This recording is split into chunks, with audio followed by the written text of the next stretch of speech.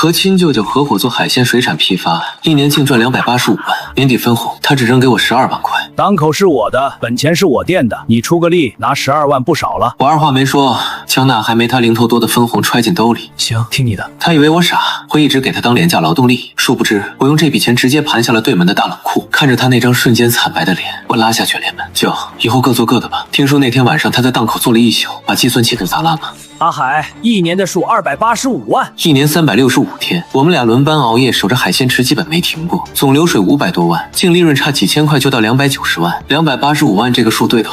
档口是我的，本钱是我垫的，大饭店的关系也是我保的，你就是出个力。他看着我接着说，别这么看我，外面找个理货小工，一个月1万顶天了，我还得管吃管住交社保，这12万是你纯拿的不少了。我算过无数遍，每一笔进货、折损、催款都是我经手的。那几台破制冷机，光是我这一年修了就不止3万块。他说的对，档口本钱是他的，但那273万里有多少是我熬瞎眼睛用命换来的，他从来不算。我说道，行，听你的。阿海，你别多想，初一有批极品大龙虾到港，价钱不错，早点去码头。我没回家，身上揣着12万块钱，我怕我妈问我今年跟着舅舅赚了多少，问我怎么分的，我没法说。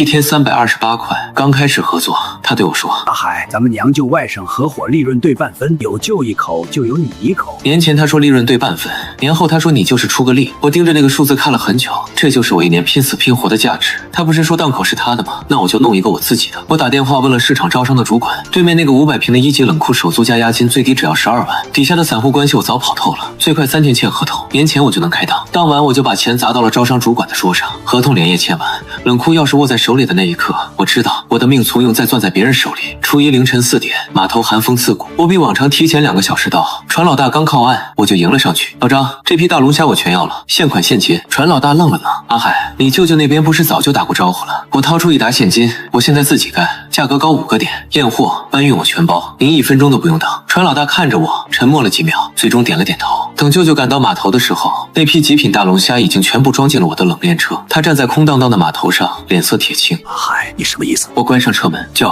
您不是说了吗？各凭本事。初一开工大吉，我得抢个好彩头。车子发动，后视镜里舅舅的身影越来越小。我知道，我和他的梁子这是彻底结下了。大龙虾运回冷库，我连夜分拣，这批货品相极好，个个都在1斤半以上，虾钳饱满，须子完整。我按照不同规格分类装箱，每一只都用冰水保鲜，确保零死亡率。凌晨5点，我给市场里的散户群发了消息，不到半小时，冷库门口就聚了10几个人，他们都是我这一年跑下来的关系，谁家有困难，我帮忙解决过。这些人情账我记得清清楚楚。散户们验完货，纷纷下单，我按市场价直接出货，不加价不囤货。2个小时，整批大龙虾清空，净赚4万3，第一笔资金回笼。海记水产冷库正式营业。上午10点，舅舅的电话打过来，我没接。紧接着，市场里开始传消息，阿海跟他舅舅闹翻了，自己开档口了。他舅舅放话了，谁敢跟阿海做生意，以后就别想从他那儿拿货，得罪他舅舅，这市场还怎么混？中午开始，陆续有散户打电话来退订单，语气都很为难，说家里有事，暂时不进货了。我明白怎么回事，没多说什，定金原数退回。下午3点，舅舅带着市场里几个老档口的老板堵在我冷库门口，他指着我鼻子，说我白眼狼，说他把我从农村带出来，手把手教我做生意，我却恩将仇报。围观的人越来越多，都在看热闹。我没跟他争辩那12万的事，只是平静地问他来找我干什么。舅舅被噎住，最后撂下狠话，说市场里的船老大、大客户没人敢跟我做生意，让我等着关门。他转身就走，那几个老板也跟着离开。围观的人群慢慢散去，窃窃私语声不断传来。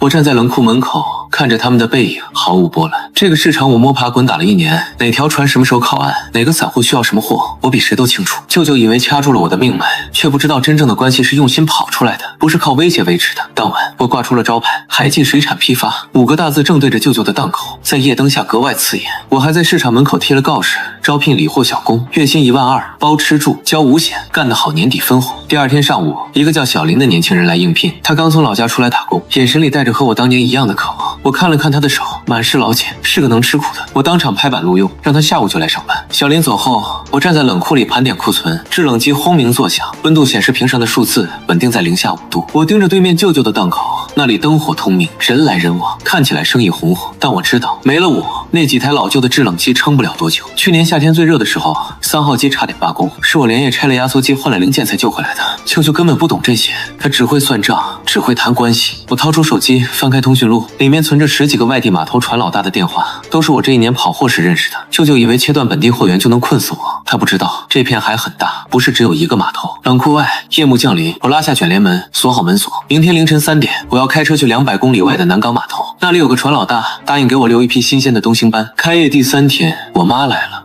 她提着保温桶站在冷库门口，头发比过年时又白了几厘。我正在跟小林清点货物，看到她的那一刻，手里的账本差点掉地上。我妈没说话，只是把保温桶放在桌上，里面是我最爱吃的排骨汤。她环顾四周，看着这个500平的冷库，看着墙上挂着的海记水产招牌，眼血红。我让小林先去忙，给我妈搬了把椅子。她坐下，沉默了很久，终于开口问我是不是真的跟舅舅闹翻了。我点了点头，没解释。我妈叹了口气，说昨天舅舅去家里了，在她面前哭诉了2个小时，说我忘恩负义，说他1年辛辛苦苦带着我，到头来我抢他生意，还劫他的货，说这是要把他往死路上逼。我妈说你舅舅让我来劝你，让你把冷库转出去，回去继续跟他干，他答应给你涨分红，1年给你20万。我听完没接话，只是从抽屉里拿出一个文件袋递给我妈，里面是我这1年的工作记录，每一笔进货单，每一张维修发票，每一次催款的通话记录，还有那几台制冷机的维修日志。我用红笔标注了重点。去年7月，3号机压缩机故障，我连续熬了36个小时抢修，舅舅在空调房里打麻将。9月，有个饭店拖欠货款15万，我跑了半个月才要回来，舅舅说这是我应该做的。11月凌晨2点到货，我一个人卸了3吨海鲜，腰伤了1个月，舅舅第2天才来算账。我妈翻着那些单据，手开始发抖。我告诉她1年365天，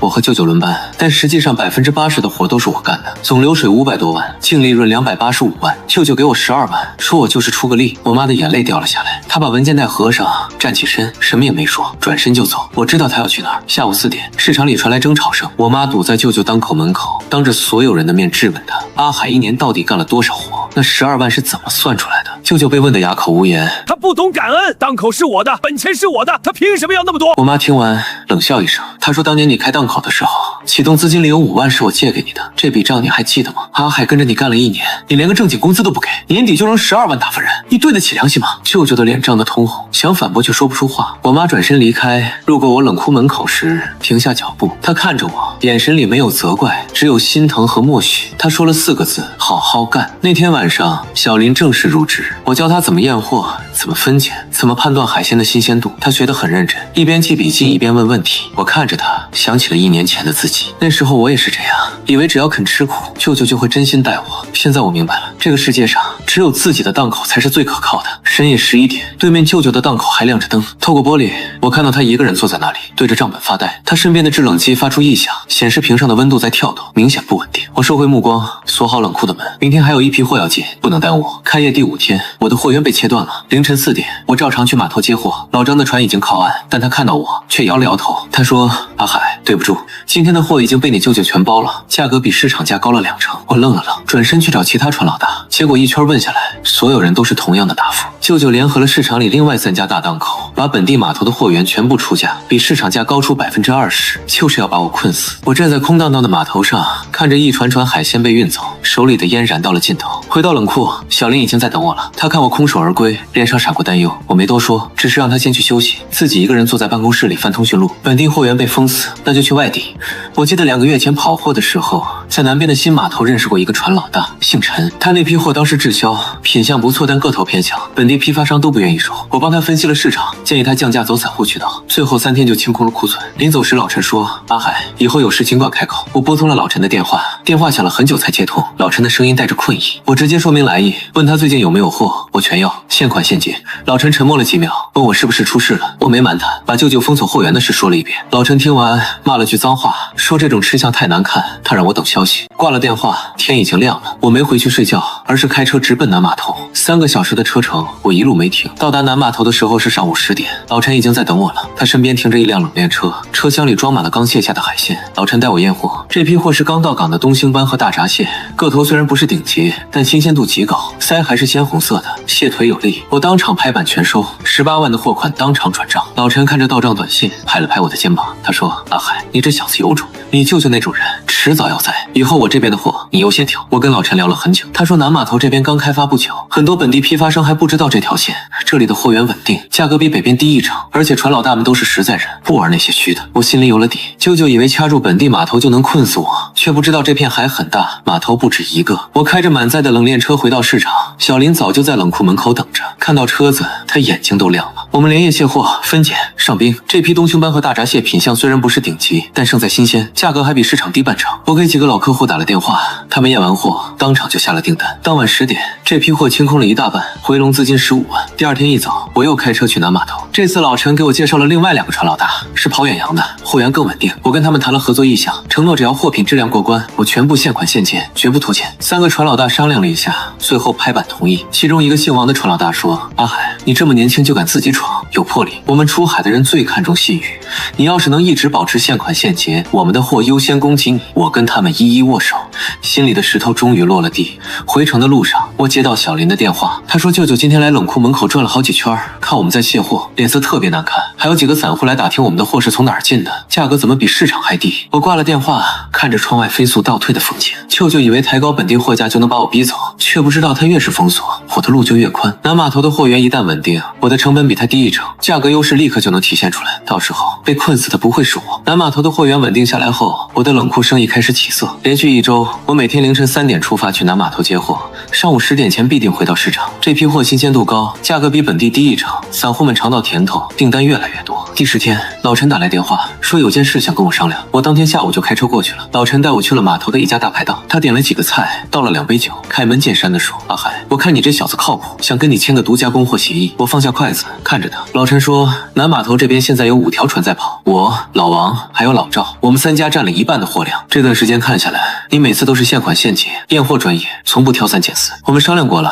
愿意把货优先供给你，但有个条件，你得保证每周至少吃下20万的货，而且价格我们会比给别人低半成。”我算了算，20万的货量对现在的我来说压力不小，但如果能拿到独家供货权，就等于掐住了货源的命脉。舅舅在本地码头抬价封锁，我在南码头拿到最低价，这一来一去，优势立刻就能体现出来。我跟老陈握了手，协议当场签，3个月为期，我保证每周20万货量，他们保证货源稳定且价格最优。签完协议，老陈又说了一件事，他说最近有人托关系来打听我的货源，出价很高，想撬走这条线。老陈说：“阿海，做生意讲的是信誉，你对我们够意思，我们不会做那种吃里扒外的事，但你也得小心。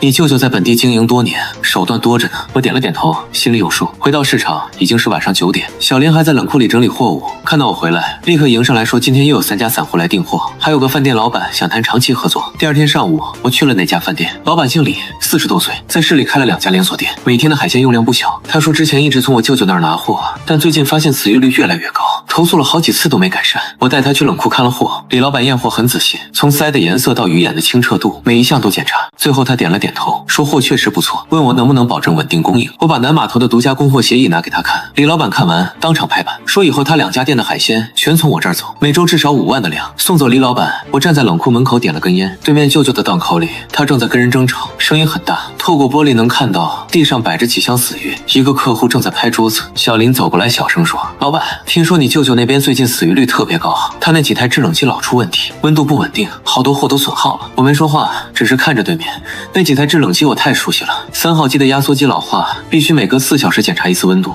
；2号机的冷凝器有裂缝，夏天负荷一大就容易拔钩。这些毛病我都摸透了，所以去年才能把死鱼率控制在3%以下。但舅舅不懂这些，他只会算账，只会谈关系，根本不知道这些机器的脾气。没了我，他的档口就像一台缺了零件的机器，表面上还在运转，实际上已经开始崩溃。当天晚上，我的冷库日流水第一次突破了10万。小林兴奋地拿着账本给我看，说：“老板，咱们这个月肯定能盈利。”我看着账本上的数字，心里却很平静。10万流水对舅舅来说不算什么，他巅峰时期一天能做30万。南码头的货源稳定了，大客户也开始积累了，接下来要做的就是一步步蚕食舅舅的市场份额。深夜12点，对面档口的灯还亮着，舅舅一个人坐在那里，对着一堆死鱼发呆。他身边的制冷机发出刺耳的异响，显示屏上的温度在疯狂跳动。我拉下卷帘门，锁好冷库。明天凌晨3点，南码头还有一批帝王蟹要接，独家供货协议签订后的第3周，我的冷库日流水稳定在12万以上。那天下午，老陈突然打来电话，语气凝重，他说有人找到他，出价比我高2成，想买断南码头的货源。对方是市场里跟舅舅关系最铁的老刘。我心里一震，知道舅舅开始动真格了。老陈说：“阿海，那个价格确实诱人，但我们几个商量过了，做生意讲信誉，协议才签3周，不能说变就变。我打这个电话是想提醒你，你舅舅这次下了血本。”我谢过老陈，当晚就开车去了南码头。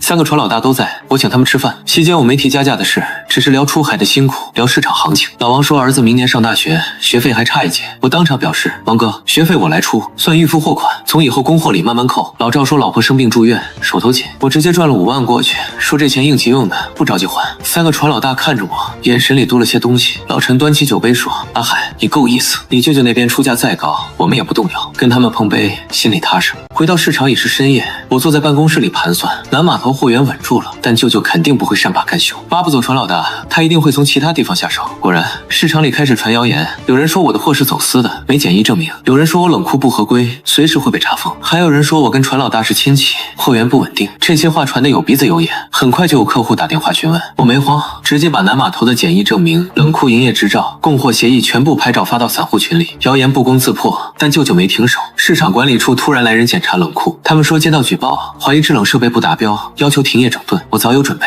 冷库开业前，所有设备都按最高标准配置，检疫、消防、环保证明一应俱全。检查人员翻了2小时，挑不出毛病，最后灰溜溜走了。送走检查人员，小林压低声音说：“老板，刚才有人看到是你舅舅去管理处举报的。”我点点头，这些手段早就料到了。当天下午，我的冷库日流水突破15万，正式超过舅舅的档口。消息很快在市场传开，所有人都在议论：阿海这小子真的起来了。傍晚，舅舅档口门口聚了一群债主讨债。舅舅这段时间为了封锁我货源，在本地码头高价抢货，又联合其他档口抬价，资金链开始吃紧，再加上死鱼率居高不下，客户流失严重，他的处境越来越艰难。小林说：“你舅舅那边3号制冷机今天又坏了，一整箱帝王蟹全死了，损失至少8万。那台3号机我太熟悉了，去年夏天他第一次出问题，我连续熬了36小时才修好。我知道他的每个零件，每个脾气，但现在他不再是我的责任了。”当晚，李老板打来电话，说他朋友也想从我这儿拿货，是市里另一家连锁饭店老板，每周至少7万的量。我答应第2天去拜访。挂了电话，我站在冷库门口，对面档口灯还亮着，透过玻璃能看到舅舅一个人坐在那里，面前摆着一堆账单，他头发好像又白了几缕，背影格外苍老。我收回目光，锁好冷库门。明天还有批野生大黄鱼要接，客户已经预定了20万的量。市场里开始有人私下议论，说舅舅的档口撑不了多久了，他那几台老旧制冷机频繁出故障，死鱼率已经飙升到15%，很多老客户都开始转向我这边。小林整理完最后一批货，兴奋地说：“老板，咱们这个月纯利润能破50万。”我看着账本上的数字，心里很平静。50万对舅舅巅峰时期来说不算什么，但对我来说，这是真正属于自己的第一桶金。深夜，我锁好冷库，准备回去休息。路过舅舅档口时，看到他还在里面忙活，试图修那台3号机。他的动作很笨拙，显然根本不懂那些线路和零件。我站在门外看了一会儿，最终还是转身离开了。我的冷库日流水稳定在15万后，舅舅开始打价格战。那天早上，市场里突然传出消息，舅舅的档口所有海鲜降价2成，亏本甩卖。很多散户听到消息，立刻涌向他的档口。小林跑来问我：“老板，咱们要不要也降价？”我摇摇头，我知道舅舅在干什么，他想用价格战把我拖垮，逼我要么跟着降价亏本，要么眼睁睁看着客户流失。但他算错了一件事，我的成本比他低1成，货源比他稳定。更重要的是，我不需要跟他拼价格。我让小林去采购了一批保温箱和冷链配送车，我要升级服务，主打零死鱼，准时达的高端路线。小林不太理解，说现在大家都在比价格，咱们搞这些有用吗？我说价格战打到最后，拼的是谁先撑不住。与其跟他耗，不如换条路走。接下来3天，我没降价，反而把精力全放在服务上。每一批货出库前，我都亲自检查，确保没有一条死鱼。配送时间精确到半小时，客户什么时候要货，我就什么时候送到。刚开始确实有些散户被舅舅的低价吸引走了，但很快问题就出现了。舅舅为了降价，开始从一些小码头进便宜货，品质参差不齐，再加上他的制冷机频繁出故障，死鱼率居高不下。很多散户拿到货后发现，表面上便宜了2成，实际损耗算下来反而亏了。第5天开始有散户回来找我，他们说价格贵点无所谓，关键是质量稳定。我没多说什么，照常供货，照常服务。李老板打来电话说他那个朋友考察完了，决定把所有海鲜订单都给我。那是市里最大的连锁饭店之一，每周至少10万的量。李老板说：“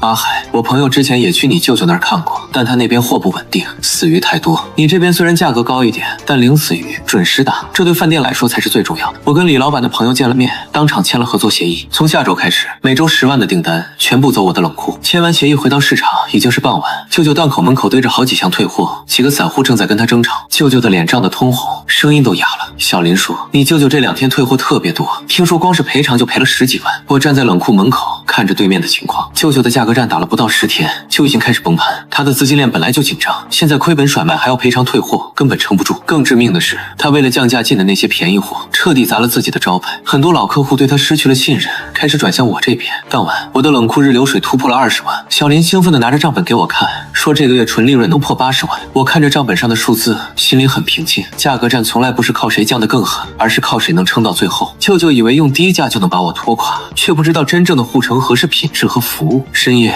对面档口的灯还亮着，舅舅一个人坐在那里，面前堆着一大堆账单和退货单，他的手机不停地响，应该是债主在催债。我锁好冷库的门，准备回去休息。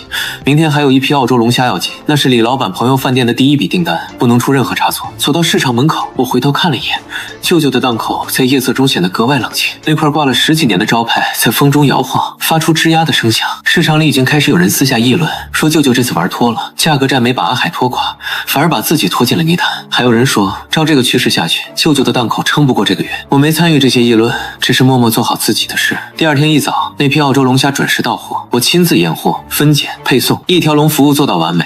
李老板的朋友收到货后，当场又追加了5万的订单。这场价格战他已经输了。价格战结束后的第3天，市场里出了件大事。市里最大的采购方金鼎大饭店的张老板要办儿子婚宴，订了300桌，海鲜用量巨大。这单生意谁能拿下，基本就能在市场里站稳脚跟。张老板的饭店开了20年，一直是高端宴席的首选。这些年他的海鲜都是从舅舅那儿拿的，两人关系铁得很。婚宴定在周6，提前3天就开始备货。舅舅为了这单生意，几乎把所有资金都压了进去，从各个码头调货，想借这个机会翻身。周5下午，市场里突然传出消息，金鼎大饭店出事了。小林跑来说，舅舅供的那批海鲜出了大问题，帝王蟹死了一半，澳洲龙虾也不新鲜了。张老板在饭店里大发雷霆，要求舅舅立刻补货，否则就取消合作。我站在冷库门口，远远看到舅舅的档口乱成一团，他正在打电话调货，但现在是周5傍晚，婚宴明天中午就开始，根本来不及从外地调货。本地码头的货早就被他之前高价抢购得罪光了，现在没人愿意卖给他。下午6点，张老板亲自来了市场，他50多岁，平时很和气，但这次脸色铁青。他站在舅舅档口门口，声音很大，说合作这么多年一直信任他，但这次给的是什么货？300桌婚宴，宾客都是有头有脸的人物，让他怎么交代？舅舅满头大汗，不停道歉，说一定想办法补货。他说如果今晚10点前拿不出合格的货，这回也不用合作了。张老板转身要走，正好看到我站在对面冷库门口，他愣了愣，走了过来，问我是不是阿海。我点点头。张老板直接问，你这边现在有没有货？帝王蟹要50只，澳洲龙虾要80斤，东星斑要100斤，全部要活的，品相要好，能不能今晚10点前送到饭店？我心里快速盘算，冷库里现货不够，但南码头那边老陈今天刚到了一批货，品质我很清楚，从南码头调货到市里，再配送到金鼎大饭店，时间很紧，但不是不可能。我说能做到，但得先去验货，确保质量没问题。张老板看着我，沉默了几秒，最后点头。他说这是他儿子的婚宴，不能出任何差错。我立刻给老陈打电话，让他把今天到港的那批货留给我，然后叫上小林，开着冷链车直奔南码头。到达南码头已经是晚上7点半，老陈早就准备好了货，我一只只检查，确保每一只都是活蹦乱跳的。验完货，立刻装车往回赶。回到市场是晚上9点，我和小林连夜分拣，每一个细节都不敢马虎。9点40，货装上车，直奔金鼎大饭店。到达饭店的时候，正好9点55分，张老板已经在后厨等着了。他亲自验货，帝王蟹个个鲜活，虾钳有力；澳洲龙虾须子完整，活力十足；东星斑腮色鲜红，鱼眼清澈。张老板验完货，脸上终于露出了笑容。他拍了拍我的肩膀，说：“阿海，这批货没问题，你救了我的急。”我说：“这是应该做的。”张老板看着我说了句话：“小伙子，你这次帮了我大忙，后面我想跟你谈谈长期合作的事。”我点了点头，回到市场已经是深夜11点，对面舅舅的档口还亮着灯，透过玻璃能看到他一个人坐在那里，面前摆着那批死掉的帝王蟹和龙虾。他的手机放在桌上，屏幕是暗的，应该是张老板已经不接他电话了。小林说：“老板，你舅舅这次彻底完了。金鼎大饭店是市里最大的客户，丢了这个客户，他基本就没翻身机会了。”我没接话，只是锁好冷库的门。明天还要去饭店帮忙，确保婚宴顺利进行。周6婚宴当天，我一早就赶到了金鼎大饭店，后厨里一片忙碌。我亲自盯着每一道海鲜菜品的制作，帝王蟹蒸得恰到好处，澳洲龙虾刺身新鲜无比，东星斑清蒸后肉质鲜嫩。张老板在宴会厅里招呼宾客，不时回头看看后厨的情况，脸上一直挂着笑容。中午12点，婚宴正式开始，300桌宾客对海鲜菜品赞不绝口。有几个老板当场问张老板，这批货是从哪儿进的？张老板笑着说，是市场里一个年轻人供的。这两没得说。到了下午3点，张老板把我叫到办公室，让服务员上了茶。他坐下来，点了根烟，说：“阿海，这次多亏了你，不然我这张老脸就丢尽了。”张老板摆摆手，说：“跟我舅舅合作这么多年，一开始确实不错，但这2年越来越不行了，死鱼率高，态度还傲慢，出了问题从来不认错，只会找借口。这次婚宴的事，他看清了。”张老板说：“阿海，我决定了，以后饭店的海鲜全从你这儿走。我这边有2家店，每周至少20万的量，你能保证供应吗？”我说：“能保证。南码头那边货源稳定，质量有保障，而且我这边有专业的冷链配送，零死鱼，准时打。”张老板听完满意的点点头，他说：“下周1来饭店签正式合作协议，从下个月开始执行。这单生意拿下来，我的冷库日流水能稳定在30万以上，彻底超越舅舅巅峰时期的水平。”我开车回市场，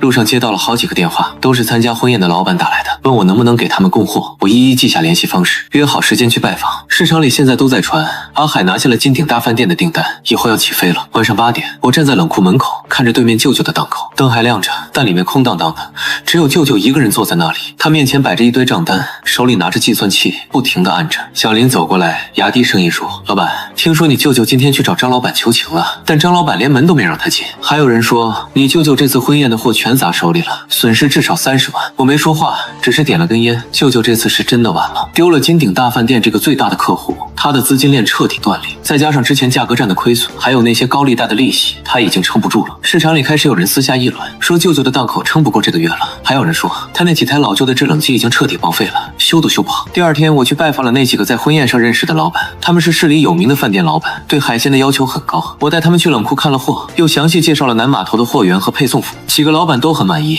当场就签了合作意向书。加上金鼎大饭店的订单，我手里现在有5家大饭店的长期合作，每周总量超过40万。小林兴奋地说：“老板，咱们这下真的起来了。”我看着手里的合同，心里很平静。从12万到现在，不到2个月的时间，我不仅站稳了脚跟，还拿下了市场里最优质的客户资源。当天下午，我去了趟南码头，跟老陈他们商量扩大供货量的事。老陈说没问题，他们那边还有2条船可以调配，保证货源稳定。回到市场已经是傍晚，我看到舅舅的档口门口又聚了一群债主，声音很大，在催他还钱。舅舅站在那里，头发乱糟糟的，脸色苍白，整个人看起来苍老了10岁。小林说：“老板，听说你舅舅今天又去银行贷款了，但被拒了，现在他欠的钱加起来有100多万，根本还不上。”我没接话，只是回到冷库里继续工作。明天还有一批货要进，不能耽误。拿下金鼎大饭店的订单后，我的冷库日流水稳定在30万以上。但我知道，光靠几家大饭店还不够，市场里的散户才是基本盘，只有把他们整合起来，才能真正掌控这个市场。那天下午，我把市场里10几个跟我关系不错的散户叫到了冷库。这些人是我这大半年跑下来的，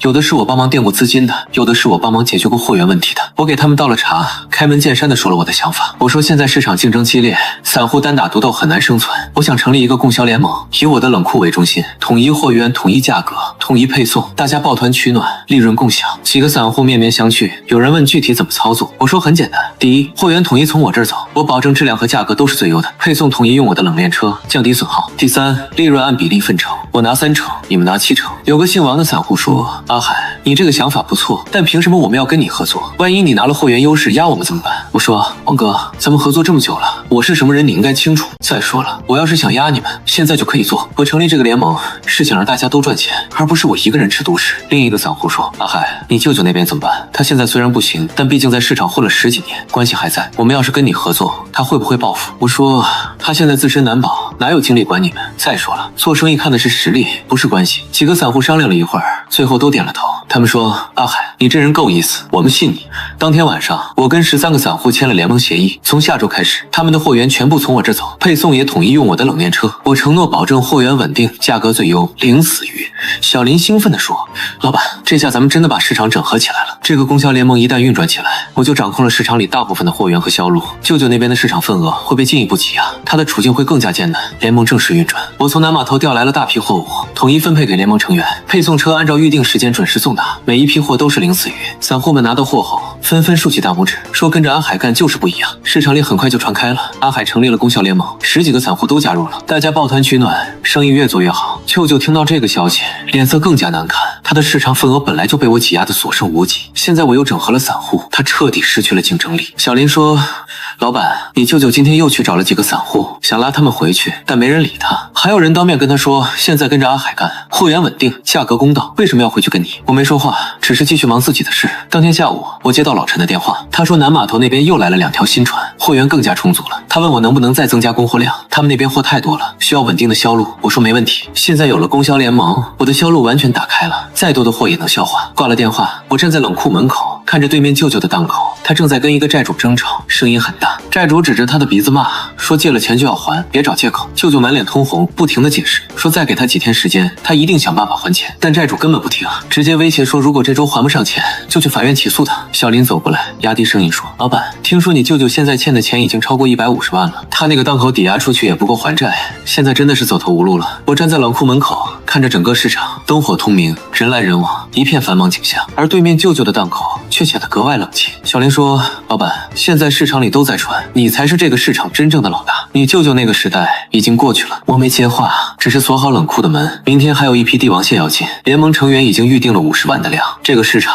已经是我的了。供销联盟运转了2周，一切都很顺利，我的冷库日流水稳定在40万以上，市场份额已经占到了60%。那天下午，我正在冷库里盘点货物，老陈突然打来电话，语气很急。他说气象台发布了台风预警，超强台风3天后登陆，海上所有船只必须回港避风，这意味着至少1周时间，市场上不会有新鲜海鲜供应。我心里一紧，立刻问老陈现在还能不能出货。老陈说今天是最后一天，明天开始所有船只都要回港，他那边还有一批货，问我要不要，我说全要，马上过去。挂了电话，我立刻叫上小林，开着冷链车直奔南码头。路上我一边开车一边盘算，台风期间市场断货，海鲜价格肯定会暴涨，如果我能提前囤够货，不仅能保证联盟成员的供应，还能稳住市场。到达南码头已经是傍晚，老陈他们正在紧急卸货，码头上一完货，当场拍板全收，30万的货款现场转账。老陈说：“阿海，这次台风来势凶猛，你要做好准备，我估计至少要停1周，市场上肯定会断货。”我点点头，说我心里有数，连夜把货运回市场。已经是深夜11点，我和小林开始分拣、打包、入库。我特意检查了冷库的备用电源，确保台风期间不会断电。第2天一早，市场里就开始传台风的消息，很多档口老板都在紧急囤货，但大部分船只已经回港，根本买不到货。小林说：“老板，现在市场上到处都在抢货，价格已经涨了30%。”我说：“不着急，先保证联盟成员的供应，多余的货再看情况。”我把联盟成员召集起来开会，我说：“台风要来了，市场会断货至少1周，我这边提前囤了货，保证大家供应不受影响，价格不涨。”几个散户听完都松了口气，他们说：“阿海，还是你有远见，要不然这次我们都得停业了。”会议结束后，市场里开始有其他档口老板来找我，想高价买货，我都拒绝了，说货要优先保证联盟成员。下午我听到一个消息，舅舅也在囤货。小林说：“你舅舅借了高利贷，从几个小码头高价收了一大批货，听说他想趁台风期间大赚一笔，翻身。”我心里一沉，舅舅现在已经走投无路了，这次是孤注一掷，但他那几台老旧的制冷机根本撑不住大批量的货，一旦出问题，损失会非常惨重。当天傍晚，我特意去看了看舅舅的档口，他正在指挥工人往冷库里搬货，脸上难得露出了笑容。他那几台制冷机全部开到最大功率，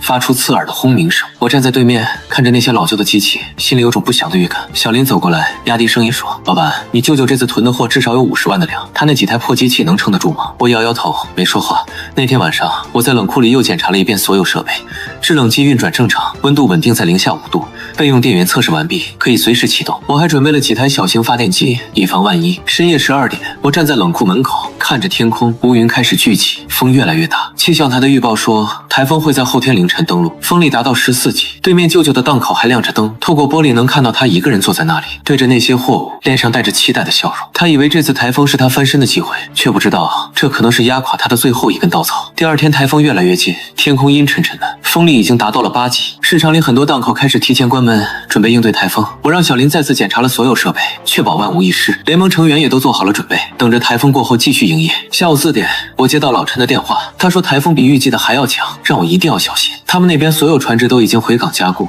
码头也清空了。我说放心，我这边准备充分。挂了电话，我站在冷库门口，看着越来越暗的天空，风越来越大，雨点开始落下来。对面舅舅的档口里，他还在忙碌，但我注意到他那台3号制冷机的显示屏开始闪烁，温度显示不稳定。我心里一紧，那台机器我太熟悉了，这是要出故障的征兆。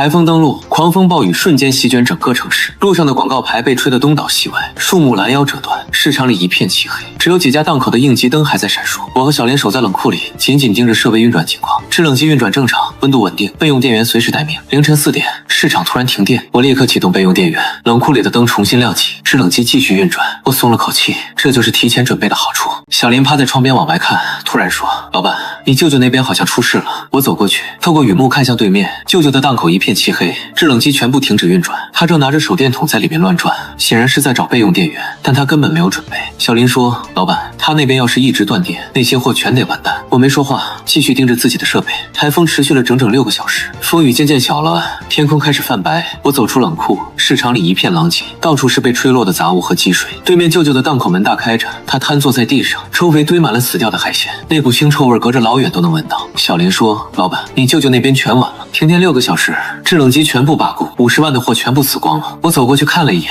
帝王蟹、澳洲龙虾、东星斑全部变成了一堆烂肉。舅舅坐在那里，两眼无神，整个人像是被抽空了灵魂。他看到我，眼神里闪过一丝复杂的情绪，但最终什么也没说，只是低下了头。我转身离开，没再看他。回到冷库，我开始清点货物。台风期间零损耗，所有海鲜都是活的。我立刻通知联盟成员，可以正常供货了。上午10点，市场开始恢复营业，但大部分档口都因为停电损失惨重，根本没货可卖。整个市场里，只有我的冷库还在正常运转。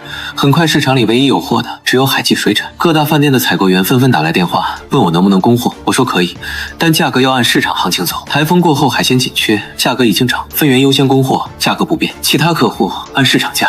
当天，我的冷库被挤得水泄不通，饭店老板、散户甚至其他档口的老板都来找我拿货。我按照顺序供货，保证每个客户都能拿到货，但绝不囤积居奇。小林兴奋地说：“老板，今天的流水已经破100万了。”我没说话，这不是我想要的结果，但这就是市场规律，有准备的人活下来，没准备的人被淘汰。下午3点，几个债主来到了舅舅的档口，他们看着那堆死掉的海鲜，脸色铁青。其中一个人指着舅舅，声音很大，说：“老李，你借我们的钱怎么还？这些烂货能值几个钱？”舅舅站在那里，低着头，不停地说：“再给他一点时间，他一定想办法还钱。”债主们不听，直接说如果3天内还不上钱，就去法院起诉他，查封他的档口。舅舅整个人像是被抽干了力气，靠在墙上，一句话也说不出来。小林说：“老板，你舅舅这次50万的货全砸手里，还欠着100多万的债，他根本翻不了身。”我站在冷库门口，看着对面的情况，心里没有任何波澜。当晚，台风彻底过去，天空放晴。我站在市场门口，看着满天星辰。这场台风彻底改变了市场的格局。对面舅舅的档口里灯还亮着，他一个人坐在那里，对着那堆烂掉的海鲜一动不动。那些制冷机彻底报废了，显示屏全部黑屏，再也修不好了。市场里开始有人议论，说舅舅这次是彻底栽了。台风前孤注一掷借高利贷囤货，结果一夜之间全部打了水漂。现在不仅翻不了身，还背上了更多的债。第二天，老陈打来电话，说台风过后船只开始陆续出海，3天后就有新货到港。他问我需要多少辆，我说按之前的2倍准备。现在市场断货，需求量很大。挂了电话，我站在冷库门口，看着整个市场。台风过后，很多档口都在清理损失，有的甚至直接关门了。而我的冷库生意却比以前更好。那天下午，我正在冷库里清点新到的货物，小林走过来说：“老板，你舅舅在门口，说想见你。”我抬起头，透过玻璃看到舅舅站在门外，他头发乱糟糟的，胡子拉碴，整个人憔悴的不成样子。舅舅看到我，嘴唇动了动，半天才挤出2个字：“阿海。”我点了根烟，没说话，等他开口。舅舅沉默了很久，最后说：“阿海，就求你件事，能不能借我点钱？”我看着他，没接话。舅舅继续说：“台风那晚，我那批货全完了，现在债主天天上门，说要去法院起诉我，我真的走投无路了。你能不能看在咱们是亲戚的份上，帮救一把？”我弹了弹烟灰，平静地说：“舅，你欠多少？”舅舅低着头说：“加上利息，160万。”我说：“160万不是小数。”舅舅抬起头，眼睛有些红，说：“阿海，就知道以前对不起你，12万那事儿是舅糊涂了。你现在生意做得这么大，160万对你来说不算什么，你借给舅，舅以后一定还你。”我看着他说：“舅，你拿什么还？”舅舅愣了愣，说：“我还有那个档口，虽然现在不值钱了，但地段还在，等我翻身了，一定连本带利还给你。”我笑了笑，说：“舅，你觉得你还能翻身吗？”舅舅被我这话噎住了，脸涨得通红。我继续说：“台风之前，气象台发了预警，所有人都知道要准备备用电源。你不准备，孤注一掷借高利贷囤货，这是你自己的选择。现在出事了，你来找我借钱，凭什么？”舅舅说：“阿海，咱们是亲戚啊。”我说：“舅，当初分红的时候，你可没把我当亲戚，1年300 365天，我跟着你拼死拼活，你给我12万，说我就是出个力。现在你出事了，又想起咱们是亲戚了。舅舅被我说得哑口无言，站在那里，整个人像是被抽空了力气。我掐灭烟头，说：“舅，我可以帮你，但不是借钱给你。”舅舅眼睛一亮，说：“阿海，你说只要能帮舅渡过难关，什么条件都行。”我说：“把你的档口转让给我，我出160万，帮你还清所有债务。”舅舅愣住了，半天没说话。我跟他表示，那个档口现在就是个空壳，制冷机全部报废，客户也都流失了。就算他不转给我，债主也会去法院查封。与其被查封，不如卖给我，至少能还清债务，不用坐牢。舅舅的脸色变得煞白，嘴唇颤抖着说：“阿海，那个档口是我经营了10几年的心血。”我表示心血换不来钱，他现在只有2个选择，要么把档口转给我，还清债务，重新开始，要么等着被起诉，查封档口，还要坐牢，他自己选。舅舅愣住站在那里，他看着我，眼神里有愤怒，有不甘，但最终都化成了无力。他说：“阿海，你能不能再加点钱？”我摇摇头，表示160万是市场价，他那个档口现在的状况，能值这个价已经不错了。舅舅沉默了很久，最后低下头说：“我考虑考虑。”我说：“舅，债主给你的期限是3天，今天已经是第2天了，你没多少时间考虑。”舅舅没再说话，转身离开了，他的背影佝偻着，走得很慢，像是一下子老了10岁。当晚，我接到消息，债主又去了舅舅的档口，这次他们带了几个人，直接把档口的东西搬了出来，说如果明天还不还钱，就去法院起诉。舅舅站在档口门口，看着那些人搬走他的东西，一句话也说不出来。第2天上午，舅舅又来了，这次他手里拿着一份文件，是档口的产权证明。他站在我面前，沉默了很久，最后把文件递给我，说：“阿海，我同意了。”我接过文件，看了一眼，说：“舅，下午去公证处办手续。”舅舅点点头，转身要走，走到门口，他突然停下来，回头看着我说：“阿海，你赢了。”我没说话，只是看着他离开。我当天下午就办完手续，立刻开始装修，把新旧档口打通，扩建冷库。我站在冷库门口，看着对面那个即将属于我的档口，那块挂了10几年的招牌还在，但很快就会被换成海记水产。转让协议签完的第2天，我就开始了档口的改造。我请来了专业的装修队，把舅舅的旧档口和我的冷库打通，拆掉中间的隔墙，整个空间瞬间扩大了1倍。我订购了6台全新的进口制冷机，配备了最先进的温控系统和备用电源，冷链配送车也增加到了5辆，可以同时服务更多客户。装修期间，市场里的议论声不断，有人说阿海这小子够狠，连自己舅舅都不放过，也有人说舅舅当初要是对阿海好点，也不至于落到今天这个地步。我没理会这些议论，只是专心盯着装修进度。1周后，新档口装修完毕，1000平的超大空间，6台崭新的制冷机整齐排列，冷链配送车停在门口，海记水产批发的招牌在阳光下格外醒目。开业那天，我没搞什么仪式，只是通知了联盟成员和几个大客户，但消息还是传开了，市场里几乎所有人都来看热闹。张老板带着几个饭店老板过来祝贺，他看着这个规模，竖起大拇指说：“阿海，你这才几个月时间，就把市场整合成这样，了不起！”联盟成员也都来了，13个散户站在新档口门口，脸上都带着笑容。他们说跟着我干，这2个月赚的比以前1年还多。我说大家一起努力，以后会更好。开业当天，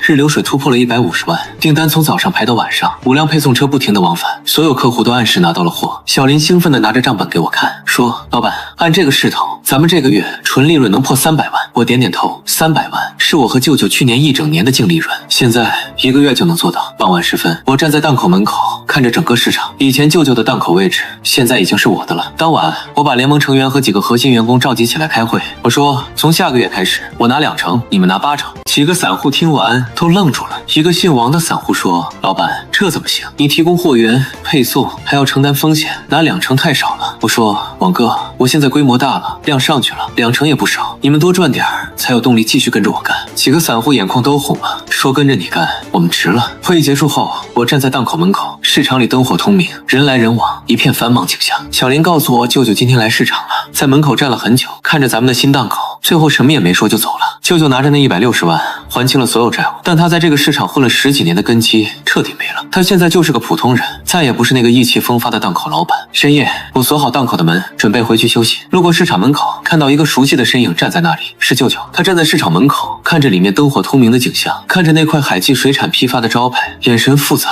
我走过去，站在他身边，没说话。舅舅看了我一眼，沉默了很久，最后说：“阿海，好好干。”说完，他转身离开了。我站在市场门口，看着他的背影消失在夜色中，他的背影佝偻着，走得很慢，再也没有当初那个档口老板的意气风发。从12万到现在，不到3个月的时间，我完成了一次彻底的逆袭。市场里最大的档口、最稳定的货源、最优质的客户，全都在我手里。这个市场现在是我的了。年底了，这1年从年初拿着12万决裂，到现在掌控整个市场，恍如隔世。那天下午，我把所有员工和联盟成员召集起来，在新档口里摆了10几桌。小林、老陈、老王、老赵，还有13个散户，所有跟着我一起打拼的人都在。我站起来，端起酒杯说：“这一年多谢大家的支持，今天是年底分红的日子，我说话算话。”小林第一个拿到分红，我给他包了个红包，里面是20万。他当初月薪12000，我答应过他干得好年底分红，这20万是他应得的。13个散户也都拿到了分红，按照约定，利润82分成，他们拿大头，每个人都分到了几十万，有的甚至上百万。小林和散户们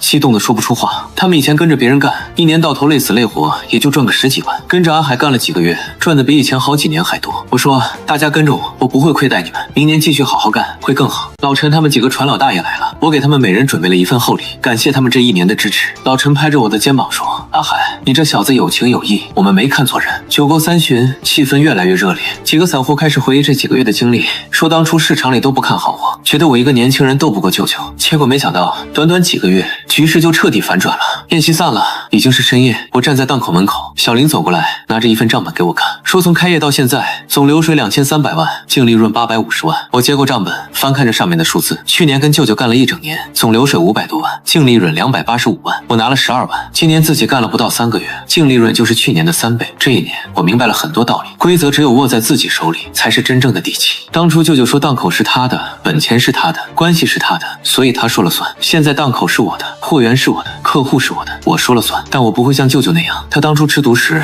压榨我，最后众叛亲离。